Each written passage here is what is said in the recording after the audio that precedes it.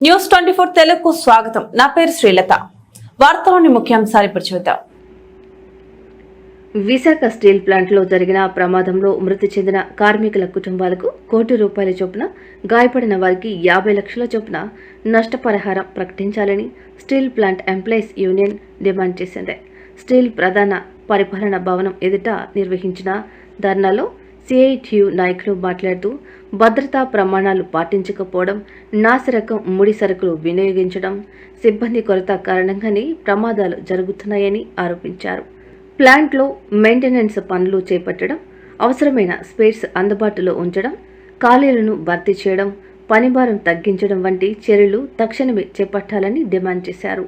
CITU గౌరవ అధ్యక్షుడు ఎం జగ్గునాయుడు మాట్లాడుతూ ఎస్ఎంఎస్ విభాగంలో జరిగిన ప్రమాదం సాధారణ ఘటన కాదని, ప్రభుత్వ ప్రైవేటీకరణ విధానాల దుష్పరిణామమేనని విమర్శించారు.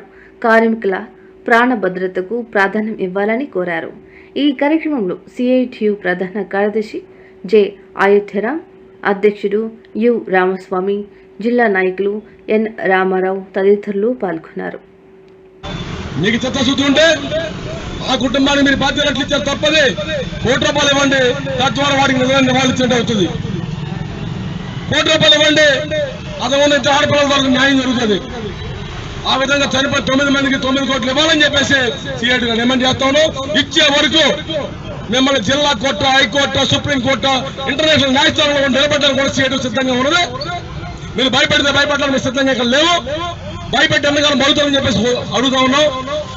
ఫెర్రో స్క్రాప్ లో తప్పులు జరుగుతూ ఉన్నాయి. ఫెర్రో వెళ్ళాల్సిన నాశనం తీసుకొస్తా ఉన్నారు. తద్వారా మాత్రమే యాక్సిడెంట్ జరుగుతూ ఉన్నాయి. స్టాండర్డ్ ఆపరేషన్ ప్రొసీజర్స్ ఏది ఫాలో కావడం లేదు. ఉత్పత్తిని తీసి మీరు లాభాలు తీసుకొచ్చారంటే నష్టాలు తీసుకొచ్చారు. అంటే మేము డబ్బులు ఇచ్చాం, నష్టాలు వస్తుందని చెప్పి మళ్ళా దీని వెనకాల ఎవడో కుట్ర చేస్తా ఉన్నాడని చెప్పి మాకు అర్థమవుతోంది. ఢిల్లీ చెల్లదు.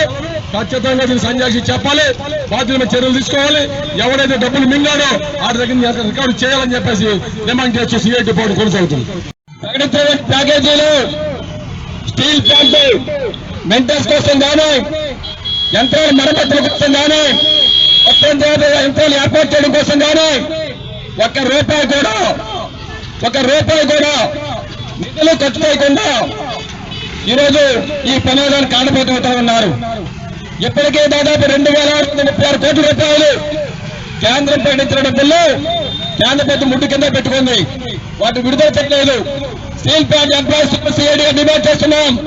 తక్షణమే కేంద్ర ప్రభుత్వం 10,000 కోట్ల రూపాయలు విడుదల చేసి స్టీల్ ప్లాంట్ అన్ని విభాగాలు మెయింటెనెన్స్ సరిచేయాలి, కొత్త యంత్రాలు ఏర్పాటు చేయాలి, పాత యంత్రాలు మార్చాలి, ఎంప్లాయీస్ ప్రాణాలు, కాంట్రాక్ట్ కార్మికులుగా కుటుంబాలతో ప్రాణాలు కాపాడాలని చెప్పి మేము డిమాండ్ చేస్తా ఉన్నాం. దానిలో భాగంగానే స్టీల్ ప్లాంట్ హక్కులు కాపాడాలని చెప్పి మేము డిమాండ్ చేస్తా ఉన్నాం.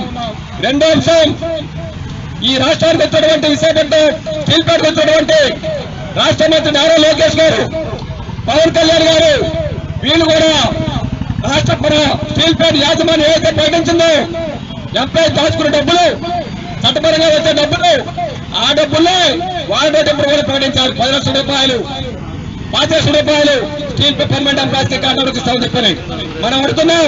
మనం దాచుకున్న డబ్బులు ఇవ్వడం కాదు, చట్టపరంగా ఇచ్చిన డబ్బులు కాదు.